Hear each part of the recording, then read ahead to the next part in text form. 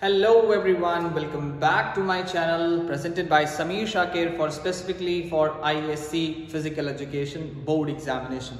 तो आज हम लोग फिर से वापस आ चुके हैं अपने बैडमिंटन और फुटबॉल के कुछ स्पेसिफिक क्वेश्चंस और इम्पोर्टेंट क्वेश्चंस लेकर के जिनको आपको अपने एग्जाम के लिए प्रिपेयर करना है। तो चलिए भाई जल्दी से शुरू करते हैं, टाइम बहुत कम है, प्रिपरेशन भी आपको करनी है। Moving from the question badminton, अब अगर हम भाई बैडमिंटन की बात कर रहे हैं तो कुछ ऐसे जो स्पेसिफिक क्वेश्चन है वो आपको बता देता हूँ कि आपको क्या पढ़ के जाना है स्पेसिफिकली, जिसमें आपके 70 में कम से कम 65 अबव तो आ सकते हैं अगर सब कुछ पढ़ के जा रहे हो तो, जो मैंने इंपॉर्टेंट बताया है। ठीक है, तो ड्यूटीज ऑफ रेफरी की बात करें तो ड्यूटीज ऑफ रेफरी जो है वो एक ऐसा कंट्रोलर होता है जो मैचेस के बाहर से मैचेस को देखता है, प्लेयर को ऑब्जर्व करता है। इसके साथ ही साथ जो अंपायर्स होते हैं, जो अदर जजेस होते हैं, सर्विस जज, लाइन जज, उनको ऑब्जर्व करता है कि जितने भी कोर्ट में मैचेस चल रहे हैं वो सारे स्मूथली कंडक्ट हो रहे हैं कि नहीं हो रहे हैं। जितने भी प्लेयर बाहर से आ रहे हैं उनका अकोमोडेशन प्रॉपर है कि नहीं है, या उनकी स्टेइंग फैसिलिटी प्रॉपर है कि नहीं है, fooding and lodging facilities proper है कि नहीं है, लाइटनिंग कंडीशन, कोर्ट मेंटेनेंस सही है कि नहीं है, एंट्री एग्जिट सही है कि नहीं है, साउंड कंडीशन, और ये सारी चीज़ों को एनालाइज करने का काम किसका है भाई? रेफरी का होता है। फुटबॉल में रेफरी का काम ऑन फील्ड है, लेकिन यहाँ पे रेफरी का काम आउट ऑफ द कोर्ट है।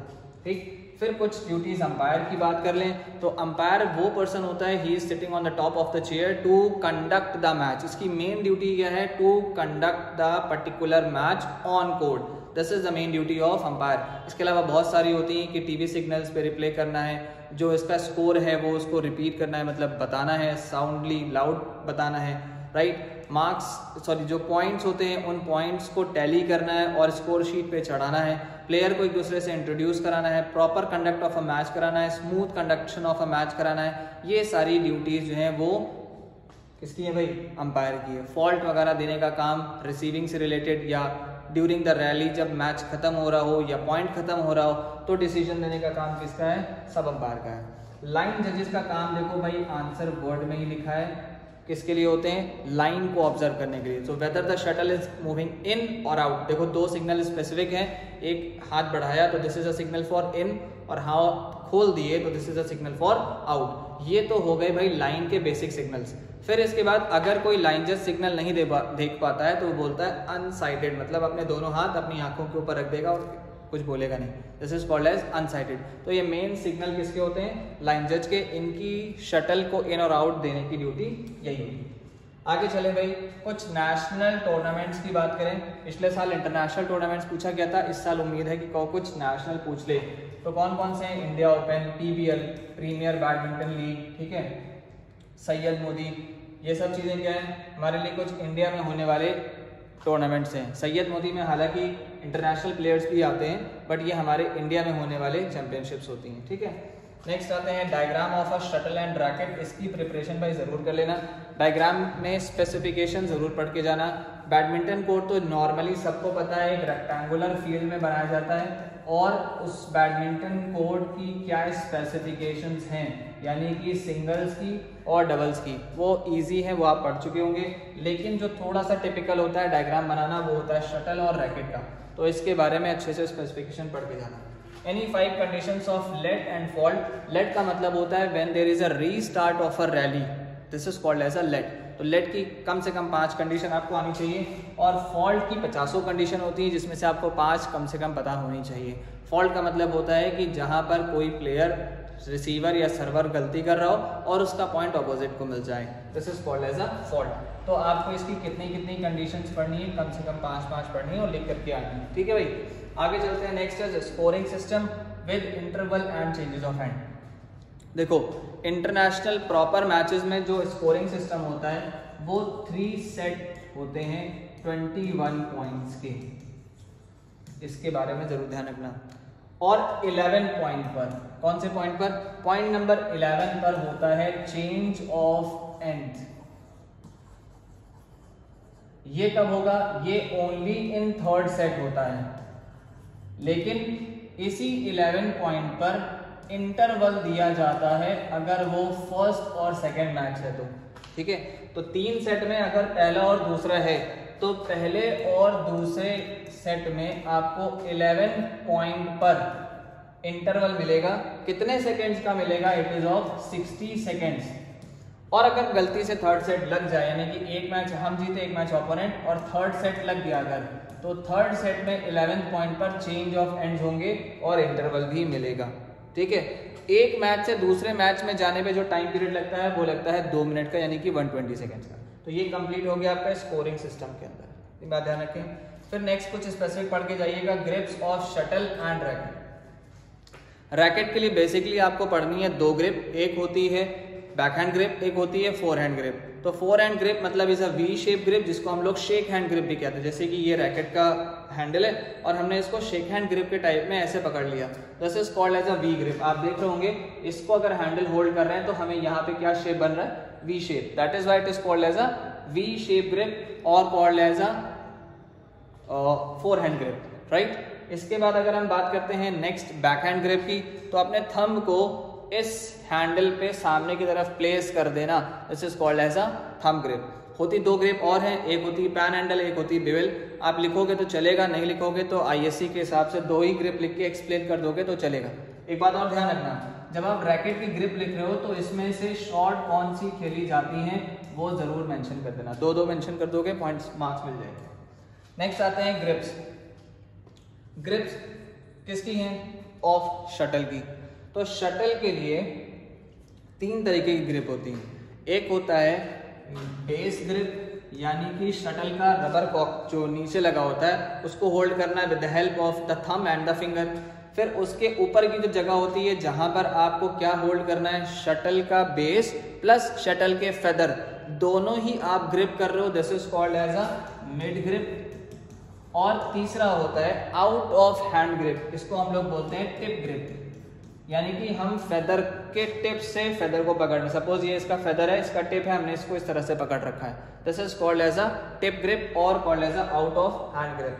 ठीक, इतनी बातें आपको बैडमिंटन में अच्छे से पढ़ के जानी है। और शॉट्स कुछ जरूर पढ़ लेना, जैसे कि फोरहैंड स्मैश है, फोरहैंड टॉस है, फोरहैंड ड्रॉप है, फोरहैंड किल है, नेट किल है, ये सब। और इसी का बैकहैंड भी होता है, तो बैकहैंड स्मैश है, बैकहैंड ड्रॉप है, बैकहैंड लॉब है, बैकहैंड ड्राइव है, इस तरीके की कुछ आपको चीज़ें शॉर्ट्स में मेंशन कर देना एज एन एग्जांपल। स्क्रीनशॉट ले लो भाई जल्दी से, फिर आगे चलते हैं।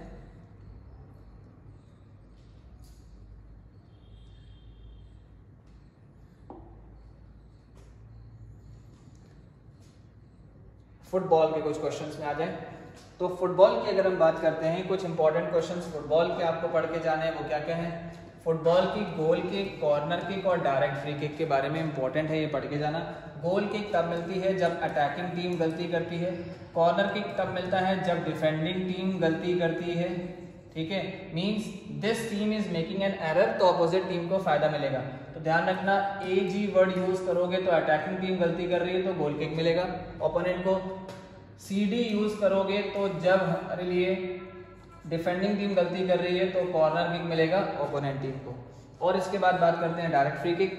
तो डायरेक्ट फ्री किक का मतलब होता है ऐसे फाउल जहां पर बॉल उसी स्पॉट पे रख के डायरेक्ट गोल मारा जाए और डायरेक्ट गोल स्कोर किया जा सके, then this is called as a direct free kick. And you push an opponent, hit an opponent, spit on an opponent, grab an opponent और ट्रिप्स एन ओपोनेंट, ये सारे कुछ ऐसे कंडीशंस होती हैं जहां पर आपको डायरेक्ट फ्री किक मिलेगा। ठीक है भाई, इतनी बातें समझ लें। फिर आते हैं rules related to penalty mark. Penalty mark का मतलब होता है जहां हम पेनाल्टी शूट्स लेते हैं, पेनाल्टी स्पॉट पे बॉल रख के, तो उसके कुछ रूल्स हैं। बेसिकली हैं तो वो 15-20 रूल, लेकिन आपको कुछ कम से कम 5 पता होने चाहिए। ठीक, इनके बारे में जरूर पढ़ के जाइएगा, पेनाल्टी किक के रूल या पेनाल्टी मार्क्स के रूल। ठीक, नेक्स्ट है येलो कार्ड और रेड कार्ड। ये बहुत इंपॉर्टेंट है, ये सावधान इंडिया सवाल है जिसके पूछे जाने के क्वेश्चंस के चांसेस ज़्यादा हैं। तो भाई स्क्रीनशॉट ले लो जल्दी से।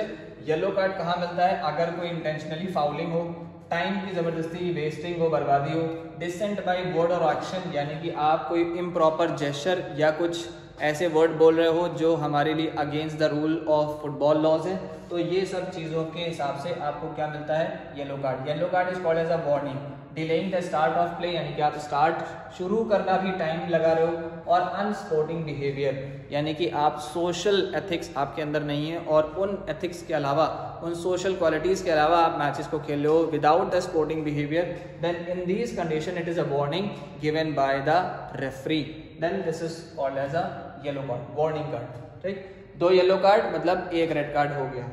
दोबारा अगर हम बात करें सिर्फ रेड कार्ड की, तो डायरेक्ट रेड कार्ड भी दिया जा सकता है। अगर कोई बहुत सीरियस ऑफेंस होते हैं जैसे कि वायलेंट एक्शंस, मार देना, धक्का दे देना, पुश कर देना, खींच लेना, चोटी खींच लेना, बाल पकड़ के नोच लेना, काट लेना, बाइट कर लेना, ये सब सारी चीज़ें किसमें आती हैं? सब रेड कार्ड के लिए आती हैं। ठीक है, अब्यूजिव लैंग्वेज यूज करना, स्पिटिंग, ग्रैबिंग, इंसल्टिंग, हिटिंग, ये सब हमारे ऑफेंसेस हैं जिसमें डायरेक्ट रेड कार्ड देते हैं। रेड कार्ड मतलब भैया बाहर निकल जाओ। ठीक है, पेपर देख के आप बाहर निकलोगे, लेकिन वहाँ रेड कार्ड नहीं है। गेम खेलने की बात हो रही है तो गेम खेल के बाहर निकलोगे, इसका मतलब ये हुआ कि हम referee is removing you, expelling you out of the match. Now moving to the next word is definition feint. देखो ये आपके सिलेबस में है, एक अच्छा टर्म है, हो सकता है ये एग्जामिनेशन में आ जाए, लेकिन प्रिपेयर करके जाना है। सिलेबस में है, बुक में शायद ना मिले आपको। तो फेंट का मतलब होता है kind of a deceptive shot और डिसेप्टिव स्किल, जिसमें आप सामने वाले प्लेयर को ब्लफ करते हो। ब्लफ मतलब क्या हुआ? धोखा देते हो, डिसेप्शन देते हो, कि आप दिखा रहे हो उसे कि आप टो किक मारोगे, लेकिन आप उसे इनस्टेप किक करके बॉल को मूव करा के ले जाओ। या कभी कभी आपको ऐसा लगता है कि जो गोलकीपर को डायरेक्ट शूट किए जाते हैं, उसमें कभी कभी आपने देखा होगा कि प्लेयर पैर दिखा रहा है मारने के लिए, लेकिन वो मारता नहीं है, रुक जाता है। फिर जैसे ही गोलकीपर अपनी पोजीशन चेंज कर रहा है, जो अटैकिंग प्लेयर है वो बॉल को शूट कर देगा। This is type of a skill called as a feint. Feint का मतलब डिसेप्टिव स्किल, धोखा देने वाली स्किल, राइट। इलीगल होती है लेकिन इसको ध्यान रखना। Next is substitution and it's process. Substitution कैसे लिया जाता है, कब लिया जाता है और उसे कौन चेंज करता है, इसके बारे में जरूर पढ़ के जाना भाई। Next is ball in and out of play. मतलब ऐसी कुछ 2-3 कंडीशन आपको पता होनी चाहिए कि बॉल को इन प्ले कब कहा जाएगा और आउट प्ले कब कहा जाएगा। नाम में ही आंसर है, देखो इन प्ले मतलब जब बॉल चल रही है, तो when the ball rebounds from the cross bar, when the ball rebounds from the referee, when the ball rebounds from the goal post, goal bars जो लगे होते हैं, इनसे अगर बॉल लड़के वापस फील्ड में आ जाए, या कॉर्नर फ्लैग से लड़के बॉल वापस फील्ड में आ जाए, तो सब में इन प्ले है। आउट प्ले मतलब बॉल बस्ट हो जाए। आउट प्ले का मतलब कोई गोल स्कोर हो जाए, बॉल आउट ऑफ प्ले हो गई। कोई प्लेयर डेड हो जाए, मर जाए, कोई सर्कमस्टांसेस ऐसे क्रिएट हो जाए जिससे गेम को रोकना पड़े, ball out of the goal line या साइड लाइन चली जाए, ये सब आउट ऑफ प्ले की कंडीशंस हैं। ठीक, next is duties of coach. ये मैंने पीछे भी क्रिकेट वाले पार्ट में बताया है, लगभग सिमिलर होती हैं कि प्लेयर्स को एनालाइज करना, जो टॉप प्लेयर्स होंगे उनकी टीम सेलेक्ट करके भेजना with the help of the captain. Captain के साथ उसे ये ड्यूटी परफॉर्म करनी पड़ती है, राइट। इसको अपनी एंट्रेंस फीस पे करना, अपनी ऑर्गेनाइजेशन के थ्रू रजिस्ट्रेशन कराना, ये सारी चीज़ें जो हैं वो कोच की ड्यूटीज़ में आते हैं। नेक्स्ट आ जाए टेक्निकल ऑफिशियल। टेक्निकल ऑफिशियल जो होते हैं वो गोल लाइन टेक्नोलॉजी और वार के ऑफिशियल्स होते हैं, यानी कि वीडियो असिस्टेंट रेफरीज, जिनका काम है टेक्निकल बेस्ड डिसीजंस को देना कि गोल स्कोर हुआ है कि नहीं, इंजरीज सीरियस ऑफेंस में हुई है कि नहीं, या पर्सनल फाउल हुआ है कि नहीं। इन सब चीज़ों को अगर रेफरी चेकअप कराता है गोल लाइन टेक्नोलॉजी से तो ये मिलता है। और बेसिकली टेक्नोलॉजी का काम है कि गोल प्रॉपर स्कोर हुआ है या नहीं हुआ है, इसे ऑब्जर्व करने का काम टेक्निकल ऑफिशियल्स का होगा। Next is additional assistant referee. ये बहुत इंपॉर्टेंट क्वेश्चन है, अभी तक ये पूछा नहीं गया, हो सकता है इस बार पूछ लिया जाए। एडिशनल असिस्टेंट रेफरी, भाई आपकी बुक में रेफरी और असिस्टेंट रेफरी की तो ड्यूटी लिखी है, पढ़ लोगे, लेकिन एडिशनल रेफरी नहीं है। तो एडिशनल असिस्टेंट रेफरी वो होता है जो गोल लाइन के बाहर होता है। फॉर सपोज मान लीजिए एक हमारी रेक्टेंगुलर फील्ड है जहाँ पे लिखा है ISC फुटबॉल इंपॉर्टेंट क्वेश्चंस। यहाँ साइड में क्या है, इधर पीछे की तरफ गोल पोस्ट, और यहाँ पे भी क्या है, गोल पोस्ट। अब इसके बाहर अगर कोई रेफरी यहाँ पर है, इधर और इधर कहीं पर भी, ठीक, जो फील्ड को ऑब्जर्व कर रहा है या गोल लाइन को स्पेसिफिकली ऑब्जर्व कर रहा है, that is why these referees are called as additional assistant referees. तो कुछ ड्यूटी इनकी होती है, जैसे कि अगर कोई डिसीजन यहाँ पे गोल लाइन पर रेफरी या असिस्टेंट रेफरी नहीं देख पाए, तो इन एडिशनल असिस्टेंट रेफरी से उस डिसीजन के बारे में पूछा जाता है या मांग की जाती है। Then these decisions are given by these additional assistant referees। तो आप मीनिंग में बताओगे क्या कि ये गोल लाइन के बाहर रहते हैं, और हेल्प किसे करते हैं, असिस्टेंट रेफरी और जो मेन रेफरी होता है। नेक्स्ट आ जाए भाई टाई ब्रेकर और पेनाल्टी शूट्स। ये भी इंपॉर्टेंट क्वेश्चन अभी तक लास्ट टाइम का नहीं था, हो सकता है कि इस बार आने के चांसेस बढ़ जाएं। तो पेनाल्टी शूट्स जो होते हैं वो बेसिकली हमारे लिए पेनाल्टी स्पॉट से लिए जाते हैं, और पेनाल्टी स्पॉट से शूट लेने का मतलब ये होता है कि ये एक वो टाइम है जिसमें हम टाई ब्रेक करेंगे, यानी कि अगर हमारा और आपका गोल स्कोर बराबर है एक्स्ट्रा टाइम के बाद भी, तो हमें 5 पेनाल्टी शूट्स मिलेंगे to decide as a winner. या तो हम जीतेंगे या तो आप जीतेंगे, और अगर हम दोनों ही इस 5 पेनाल्टी शूट्स में विनर नहीं हुए तो इसके बाद हमें मिलता है that is called as a sudden death. Sudden death भी एक बहुत इंपॉर्टेंट क्वेश्चन है, लास्ट ईयर आ चुका है बट इस बार चांसेस कम है, तो हो सकता है पूछ लिया जाए टाई ब्रेकर और पेनाल्टी शूट्स, या आपसे पूछ लिया जाए how the winner is decided. तो विनर डिसाइडेड में आप भाई पहले लिखोगे कि मैच 90 मिनट्स का होता है, जो जीत जाए वो विनर, जिसके ज़्यादा स्कोर हुए गोल्स में। नहीं हुआ तो हमें मिलता है एक्स्ट्रा टाइम जो कि 15 मिनट्स का होता है। अगर उसमें भी डिसीजन नहीं हुआ तो मिलेगा भाई क्या, टाई ब्रेकर पेनाल्टी शूट्स, और अगर इसमें भी नहीं हुआ तो सडन डेथ। ये कुछ चीज़ें हैं भैया, इसको मार्क कर लो और इसका स्क्रीनशॉट ले लो जल्दी से। और कुछ इंपॉर्टेंट सिग्नल्स मैं आपको बता दे रहा हूँ फुटबॉल से रिलेटेड, ठीक। देखो क्या क्या आपको फुटबॉल से रिलेटेड पढ़ के जाना है जो बहुत कॉमन पूछे जा सकते हैं, दैट इज क्लिपिंग, एक ये पढ़ना, डिले ऑफ द गेम एक ये पढ़ना, होल्डिंग एक ये पढ़ना है, इलीगल यूज ऑफ हैंड एक ये पढ़ना है, इलीगल मोशन ये नहीं, unconditional grounding, loss of down ये पढ़ना है, ऑफ साइड बहुत इंपॉर्टेंट है ये पढ़ना है। हाँ, ऑफ साइड से एक टर्म पीछे रह गया, ऑफ साइड में आपको बता दूं, हो सकता है पूछ लिया जाए, पिछले साल नहीं आया था। When there is a attacking player move beyond in the defending area outside और away the last two defender without the possession of a ball. तो जब हम एज एन अटैकर आपके घर में घुस जाएं, यानी कि आपके डिफेंडिंग हाफ में आ जाएं और लास्ट 2 डिफेंडर्स के भी आगे हों, ठीक, and without the possession of ball हो, यानी कि हमारे कंट्रोल में बॉल नहीं है, तब ये सिचुएशन ऑफ साइड की होती है। और इसका डिसीजन देने का काम किसका है, ये काम है हमारा असिस्टेंट रेफरीज के देने का। तो एग्जांपल ले लेते हैं कि एक रेक्टेंगुलर फील्ड है, ठीक है, और हम आपके पेनाल्टी एरिया के पास यहाँ कहीं पर बिना बॉल की पोजीशन के हैं, और बाकी जो डिफेंडर है वो हमसे पीछे हैं और हम इनसे आगे निकल गए, लास्ट 2 डिफेंडर से आगे। तो इस सिचुएशन में जो पोजीशन होगी वो हमारी गलती होगी, that is called as offside, ठीक है। तो थोड़ा सा ऑफ साइड के बारे में भी पढ़ना है। Next is start the clock, यहाँ से टाइम स्टार्ट हो गया है। Next is time out, start the clock जैसे सर्कुलर वे में हाथ घुमाते वैसे ये टाइम आउट, दोनों हाथों को ऊपर ले जाना है, राइट। और है फिर आपका टैपिंग, ये वाला भाई एक मैं मार्क कर दे रहा हूँ, आप अभी इसकी स्क्रीनशॉट ले लेना, ठीक। ये कुछ इंपॉर्टेंट ऐसे आपके डिसीजंस हैं जिनका एग्जामिनेशन में पूछा जाना हो सकता है पॉसिबल हो जाए। ये कुछ पढ़ना भाई, 1 2 3 4 5 6 7 और 8, इनके ज़्यादातर पूछे जाने वाले चांसेस हैं। टाइम आउट और टाइम इन तो लगभग कॉमन है, कभी भी पूछ लिया जा सकता है और बहुत बेसिक होता है, ठीक। तो इसका भाई आप जल्दी से स्क्रीनशॉट ले लें, और आई होप सो कि मैंने मोस्ट ऑफ द पार्ट जो इंपॉर्टेंट क्वेश्चंस का है वो कवर अप कर दिया है। So wishing you all the best for your board examination for physical education, और अगर किसी और का कोई और एग्जामिनेशन भी बचा है तो उसके लिए भी भाई wishing you all the best. Channel को सब्सक्राइब कर लें, शेयर कर दें, लाइक कर दें, और ज़्यादा से ज़्यादा लोगों तक पहुँचाएँ कि जिन बच्चों ने अभी तक के प्रिपरेशन नहीं करी है, कोई मसला नहीं, कोई प्रॉब्लम नहीं, मैं हूँ, मैंने जितने इंपॉर्टेंट बता दिए हैं, कम से कम इतना पढ़ के चले जाओगे तो 70 में कम से कम नहीं तो 60 तो आ ही जाने होंगे, ठीक है। 60 प्लस तो नंबर 70 में आपके आ ही जाएंगे। बाकी आपका जो प्रैक्टिकल के एग्जामिनेशन के आपको मार्क्स मिले होंगे वो भी मिल जाएंगे, राइट। तो prepare hard and perform well, right. Till then take care all of you. इसके बाद हम नेक्स्ट सेशन की शुरुआत करेंगे जिसमें कई सारे टॉपिक्स को कवर अप करेंगे, तो लोगों तक पहुंचाएं, हमारे चैनल को सब्सक्राइब करें और दूसरों से भी करवाएं और शेयर करें।